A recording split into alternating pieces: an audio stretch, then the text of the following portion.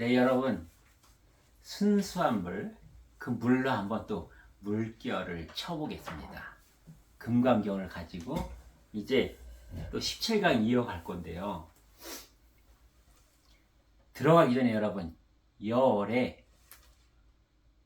열애가 많이 나오잖아요, 여러분. 여러분, 열애가 무슨 뜻인지 아세요? 여러분, 불교 공부 많이 하셨잖아요. 한마디로 저한테 지금 설명해 보세요. 하셨어요? 여러분 열애예요? 아니에요? 여러분이 열애라는 것을 지금 증명해 드릴게요. 여러분, 열애라는 것을요, 제가 산스크리트어로 잠깐 봤는데 아주 진실이 담겨 있었어요. 그 여자가 뭔지 아세요? 여자. 여요할 때 여잖아요. 그대로의 여. 여기는 뭐냐면은, 열애의 여는 뭐냐면은, 그대로의 진실, 진리 그 자체거든요. 뜻이요. 그러면 레는 뭐냐? 여에게로부터 오고 여에게로부터 간다는 거예요. 간단히 얘기하면 뭐죠? 그대로의 진실, 모든 것의 그대로의 진실, 진리는 나의 근본, 본영, 본존재에 들어있고 나의 육훈으로 뭐요? 근본, 비물질체인 나의 근본이 보이는 물질의 육훈으로 왔다가 나는 뭐예요? 내가 다시 나의 그 본연의 자리, 그 자리로 돌아가는 것, 근본으로 다시 돌아가는 것, 그게 열애예요, 여러분. 그 열애가 뭐예요, 근본이? 이미 깨달아 있는 나, 이미 부처인 나, 이미 보살인 나가 열애이기 때문에 열애는 석가모니 부처님이나 그 외에 다른 부처님 보살이 아니라 나예요, 나. 여러분이에요. 지금 77억의 인구 모두가 열애인 것이죠. 이것을 알아야 돼요. 그 다음에 여러분, 왜 금강반지경이 아닐까요? 왜 금강반야 바라밀경일까요? 석가모니 부처님은 금강석만 주신 거예요, 여러분. 다이아몬드, 보석, 금강석, 원석을 나에게 주셨어요. 그럼 뭐예요? 반야 바라밀경. 바라밀경은 뭐예요? 차 안에서 피 안으로 넘어가는 그 지혜가 들어있으니 뭐예요? 그것을 건너는 것은 네 스스로 해야 된다. 왜 뭐예요? 석가모니 부처님 기왕 주실 바에는 이렇게 저요 약지선에 딱 맞는 다이아몬드 반지를 다이아몬드로 가공해서 딱 맞춰서 주실 수 없었을까요? 맞을까요, 여러분? 모든 인간의 약지, 손가락의 사이즈도 다르고 취향도 다르는데 그것을 결정해서 안 주셨죠? 금광석 원석으로 주셨죠? 이거를 가공해서 내 손에 꼭 맞게, 내 취향에 꼭 맞게 만드는 것은 누가 해야 돼요? 내가 해야 되는 거죠. 이 모든 법을, 불법이라고 하는 모든 법을 갖다가 그 원석을 갖다 다이아몬드를 갖다가 내 손에 딱 맞는 반지를 만드는 것, 이것이 내 도예요, 여러분. 내 법이 나와야만 내 손가락에 끼울 수 있는 거죠. 이것이 금강경에 숨겨져 있는 그 뜻이죠, 여러분. 다시 17강 가겠습니다. 구경무합은 부처가 되는 경지에 이르면 본디 나라는 모습이 없다. 내가 부처인 것을 알면 나라고 할 것이 있어요. 이 부처 근본은 너나 대우주, 대자연, 하늘아버지의 조각이어서 다 똑같은 거려. 나라고 한다는 것은 뭐예요? 육혼. 계속 이 말씀 하시는 거죠. 지금 봐요. 그때 수보리가 부처님께 여쭈었다. 세존이시여, 가장 높고 바른 깨달음을 얻고자 하는 선한 남자와 선한 여인은 어떻게 살아야 하며 어떻게 그 마음을 다스려야 합니까? 부처님께서 수보리에게 대답하셨다. 가장 높고 바른 깨달음을 얻고자 하는 선한 남자와 선한 여인은 이러한 마음을 일으켜야 한다. 내가 모든 중생을 열반에 들게 하리라 하고 그 모든 중생을 열반에 들게 하여도 실제로는 아무도 열반을 얻은 중생이 없다. 모든 중생이 열반에 드는 거, 열반이라는 거 뭐죠? 이 삶, 육혼의 삶, 육신의 삶, 인생에서 죽을 때 열반에 드는 거거든요. 있어도 없어야 하는 것. 이것이 허상임을 아는 것.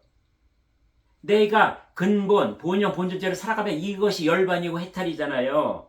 그러니까 여기서 뭐예요? 열반에 들게 해야 한다 할 때 실제로는 아무도 열반을 얻은 중생이 없대. 열반을 얻은 게 아니죠. 있는 게 그냥 드러난 것이라는 거죠. 이것을 우리가 정말 알아야 돼요. 외인과 수불이요. 만일 보살이 자아가 있다는 관념, 계하가 있다는 관념, 중생이 있다는 관념, 영혼이 있다는 관념이 있다면 곧 보살이 아니기 때문이다. 이건 뭐예요? 육혼으로 살면 그는 보살이 아니다라는 거죠.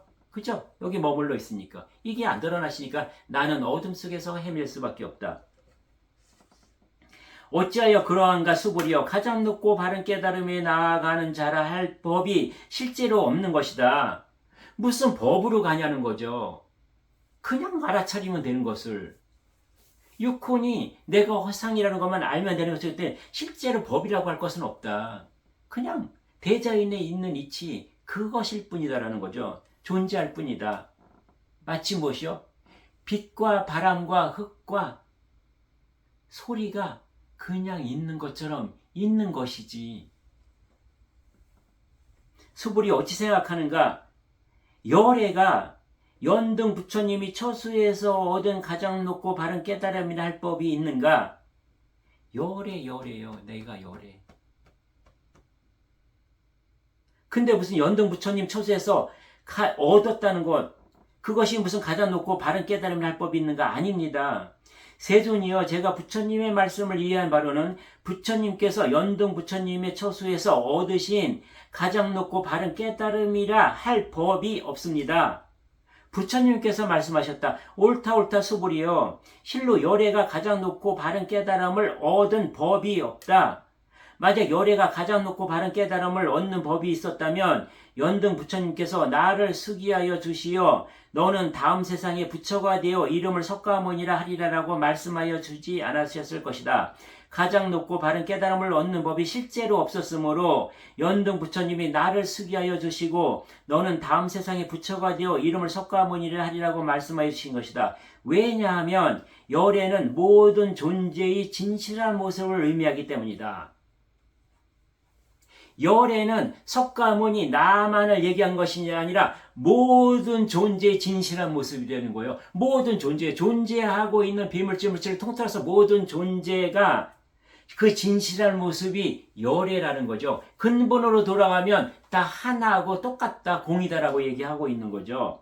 만약 어떤 사람이 말하기를 열애가 가장 높고 바른 깨달음을 얻었다고 한다면 수불이여 열애가 가장 높고 바른 깨달음을 얻은 법이 실제로 없다. 수불이여 열애가 얻은 가장 높고 바른 깨달음은 실제하는 것도 아니요 공허한 것도 아닌 가운데 있다. 이제 이해 가시죠? 더 이상 설명할 필요 없죠? 때문에 열애는 모든 법이 불법이다라고 말하는 것이다. 모든 법이 불법이라는 거죠. 존재하는 그 모든 것들, 세상에 있는 것들, 그 누구의 입에서 말하고 나오는 것들, 행동하고 있는 것들이 다 법이라는 거. 이 불법만이 법이라고 얘기하는 것. 이것을 왜 모르시나요, 여러분? 이렇게 목이 터져라고 강조하고 똑같은 말씀을 석가모니 부처님은 최고의 제자, 공을 아는 제자 이렇게 말씀하고 계시는데요. 수불이여 이렇게 말하는 모든 법은 모든 법이 아닌 까닭에 모든 법이라 말한다. 그냥 있는 것을 얘기한다는 거죠. 자연 그대로. 지금 내가 태백산에 가면 지금 가도 있고 내일 가도 있고 어제 가도 있었고요. 1년 전에 가도 있었고 여여하게 있는 산처럼 나는 그냥 그것을 있는 것을 얘기할 뿐이다. 무엇이 법이고 무엇이 법이 아니냐. 뭘 그냥 법인 것을 이 모든 것은 법이야라고 할 필요가 있어요? 제 존재를 제가 보이는 이것이 이름을 영도라고 하지만 영도라고 할 것이 그냥 있는 거잖아요. 뭘 굳이 내가 누구라고 얘기할 필요가 뭐 있냐는 거죠. 수불이여 이렇게 말하는 모든 법은 모든 법이 아닌 까닭에 모든 법이라 말한다. 수불이여 비유한다면 몸집이 아주 큰 사람과 같은 것이다. 수부리가 말하였다. 세존이시여, 여래께서 말씀하시는 몸집이 아주 큰 사람은 곧 몸집이 큰 것이 아니요 몸집이 크다고 불릴 뿐입니다. 수부리여, 보살 또한 이와 같다. 만약 내가 무수히 많은 중생을 제도하리라고 말한다면 곧 보살이라 불릴 수 없다. 왜냐하면 수부리여, 보살이라 할 만한 법이 실제로 없기 때문이다. 따라서 열애는 모든 법에 자아도 없고 계야도 없고 중생도 없고 영혼도 없다고 설한 것이다. 근본에는 보이는 것, 물질적인 것을 가지고 말할 그런 의미와 가치가 없다라고 얘기하는 거죠. 몸집이 크다 작다 하는 것, 그렇게 표현되는 것 또한 그것 또한 의미가 없다. 허상인 거려, 꿈인 거려. 깨어나면 그뿐인 거려. 따라서 열애는 모든 법에 자아도 없고 계야도 없고 중생도 없고 영혼도 없다고 설하는 것이다. 수부리여, 만일 보살이 내가 부처의 땅을 장엄하리라고 하면 곧 보살이라 할 수 없다는 거죠. 뭐예요? 부처의 땅을 만들어라, 장엄해라 하는 것은 뭐예요? 부처의 땅이 아닌 것이 있다는 거잖아요. 부처가 아닌 사람들이 있다는 거잖아요. 근데 뭐세요? 그냥 보살, 부처가 다 들어있기 때문에 이렇게 얘기는 하고 있지만 그것 또한 할 것이 없다고 얘기하는 거죠. 왜냐하면 열애가 말하기를 부처의 땅을 장엄하는 것은 곧 장엄이 아니라 이름만이 장엄이라 불릴 뿐이라는 거죠. 그죠? 이름을 그렇게 할 뿐이라는 거죠. 이미 들어있기 때문에 그것만 발견해서 빛을 비추면 그대로 들어가는 것이기 때문에 무엇을 만든다, 장엄한다, 개척한다, 뭐 이런 게 없다는 거죠. 수부리여, 보살이 내가 없는 법의 경지에 통달하면 열애는 이를 참된 보살이라 하니라. 내가 없는 법의 경지, 두 가지로 볼 수 있겠죠. 육혼이 나라고 하는 것, 또는 내 존재가 나라고 하는 것. 내 존재는 전체 속에 들어가 있는 나의 한 조각일 뿐이죠. 내가 나라고 할 것이 있나요? 전체가 없는 내가 있을 수 없잖아요. 퍼즐 전체가 있을 때 내 퍼즐 조각이 의미가 있는 거지, 내 퍼즐 조각이 하나가 있어요. 의미가 있나요? 나라고 할 것이 없다. 나라는 의미라는 것, 나라는 가치라는 것은 전체 속에 존재하고 있는 것을 알 때, 내가 전체라는 것을 알고 전체가 나라는 것을 알 때, 그때 참된 보살, 그때 참된 깨우침을 가지고 있는 보살이여 부처라고 할 것이다라는 거죠. 다음에 가겠습니다. 제18장 일체의 동감분. 모든 법이 하나로 돌아가며 또한 달리 보이지 않는다. 수불이 어찌 생각하는가? 열애에게 유관이 있는가? 그렇습니다. 세존이여, 열애께 유관이 있습니다. 수불이 어찌 생각하느냐? 열애에게 천한이 있는가? 그렇습니다. 세존이여, 열애께 천한이 있습니다. 수불이 어찌 생각하는가? 열애에게 해안이 있는가? 그렇습니다. 세존이여, 열애께 해안이 있습니다. 수불이 어찌 생각하는가? 열애에게 법안이 있는가? 그렇습니다. 세존이여, 열애께 법안이 있습니다. 수불이 어찌 생각하는가? 열애에게 불안이 있는가? 그렇습니다. 세존이여, 열애께 불안이 있습니다. 수불이 어찌 생각하는가? 겐지스강에 있는 모든 모래에 대하여 부처가 말한 바가 있는가? 그렇습니다. 세존이여, 열애께서 모래에 대해 말씀하셨습니다. 수불이 어찌 생각하는가? 겐지스강에 있는 모래의 한 알마다 겐지스강이 있고 이 모든 겐지스강의 모래의 수만큼 부처님의 세계가 많다고 하겠는가? 많습니다. 무슨 얘기예요, 여러분? 겐지스강의 모래 한 알에 겐지스강이 다 있다고 얘기하는 거죠. 그죠? 여기는 뭐예요? 내 안에 대우주, 소우주, 하늘아버지가 들어있기 때문에 여기에서 얘기하는 모든 것이 다 들어있다고 얘기하고 있죠. 그거를 얘기하는 거예요. 내가 하늘아버지의 조각이라는 거, 내가 대우주의 조각이라는 거, 내가 대자연의 조각이라는 것을 여기서 이렇게 장황하게 지금 얘기를 하고 있는 거죠. 세존이여, 부처님께서 수불에게 말씀하셨다.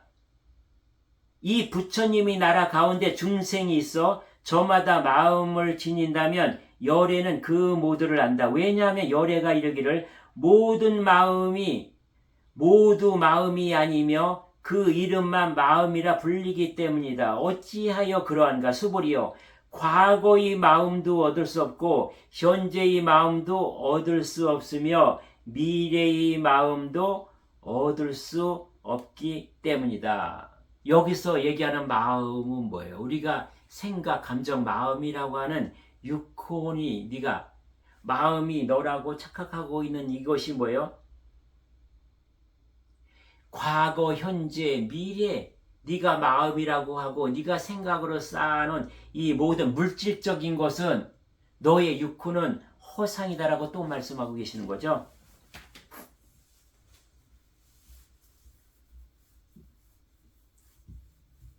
또 19장 가볼게요, 여러분. 법계통합은 법의 몸은 세계 곳곳에 있고 치움 없이 연결되어 있다. 법의 몸은 뭐예요? 법의 몸의 근본. 법은 뭐예요, 여러분? 자연의 이치의 원리는 어디 들어있어요? 여기요. 본영, 본존재, 나의 근본에. 수불이 어찌 생각하는가? 만일 어떤 사람이 삼천대천 세계에 칠보를 가득 채워 보시한다면 이 사람은 이것이 인연이 되어 많은 복을 얻겠는가? 그렇습니다, 세존이요. 그 사람은 그 인연으로 많은 복을 얻을 것입니다. 수불이요. 만일 복덕이 실제한다면 열에는 복덕이 많다고 말하지 않았을 것이다. 복덕이 없기에 열애가 복덕을 많이 얻을 것이라 말하느니라.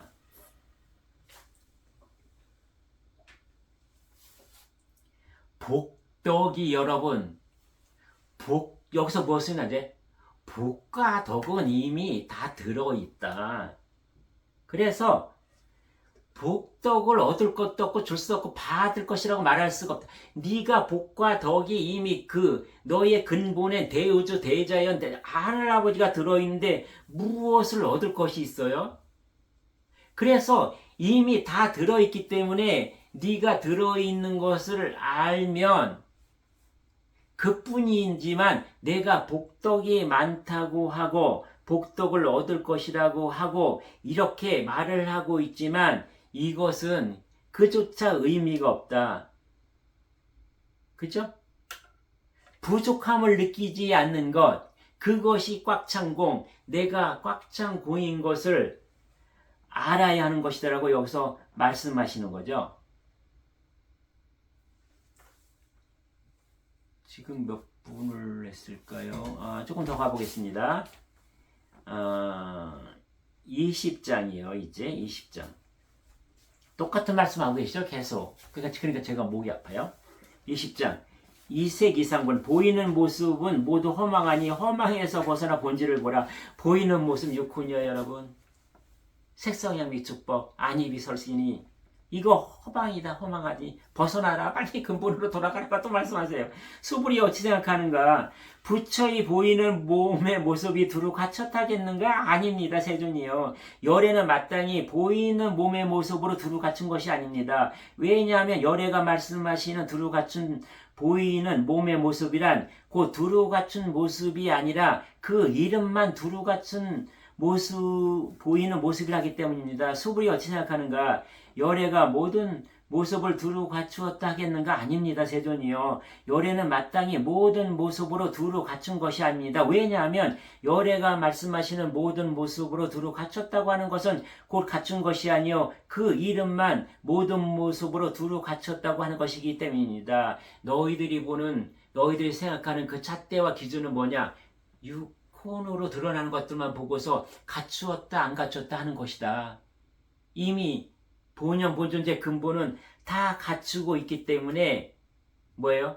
그것을 또 수부리는 알아차린 거죠. 석가모니 부처님이 하시는 말씀을요. 그죠? 그러면 21장 또 똑같아요. 그래서 제가 할 거예요. 21장 법도는 말하여 질 수 없고 말하여 진 것은 법도가 아니다. 수부리여 너는 열애가 나는 설한 법이 있다라는 생각을 한다고 말하지 말라. 왜냐하면 열애께서 설하신 법이 있다고 말한다면 이 사람은 열애를 비방하는 것이니 내가 한 말을 이해하지 못했기 때문이다. 수보리여 법을 말한다는 것은 설할 만한 법이 없는 것이므로 법을 말한다고 불릴 뿐이다. 그때 수보리 장로가 부처님께 여쭈었다. 세존이시여 미래 이 법을 듣고 믿는 사람을 내는 중생이 있겠습니까? 요 전에 먼저 할게요. 수불이여 법을 말한다는 것은 설할 만한 법이 없는 것이므로 법을 말한다고 불릴 뿐이다. 내 전체의 몸속에서 지금 머리카락을 얘기하고 있기 때문에 뭐죠? 그 법을 전체를 말한다고 있는 게 아니라 몸 중에서 하나인 나의 머리카락을 그냥 얘기하고 있을 뿐이다라고 말씀하시는 거죠.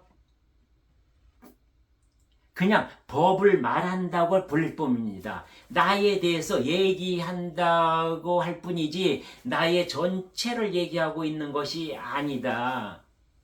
머리카락 하나를 지금 얘기하고 있는 것이다. 라는 것을 여기서 눈치채야 되는 거죠. 그래서 이제 또 수보리가 부처님께 여쭈어요. 세존이시여 미래의 이 법을 듣고 믿는 마음을 내는 중생이 있겠습니까? 2500년 후에 있겠습니까? 묻는 거죠. 부처님께서 대답하셨다. 수불이여 그들은 중생이 아니고 중생이 아닌 것도 아니다. 2500년 전에 육혼이 이미 확장 팽창해서 있는 그 존재들은 중생이 아니고 육혼만 가지고 있는 그 중생이 아니고 또 중생이 아닌 것도 아닌 것이죠. 그죠? 육혼과 본영 본존재가 있고 육신이 있는 영혼백 본영 육혼 나의 육신이 버젓이 있는 그러한 존재라고 얘기하는 거죠. 왜냐하면 중생을 중생이라는 것은 열애가 말한 중생이 아니요 그 이름만 중생이라기 때문이다. 라고 말씀하시는 거예요.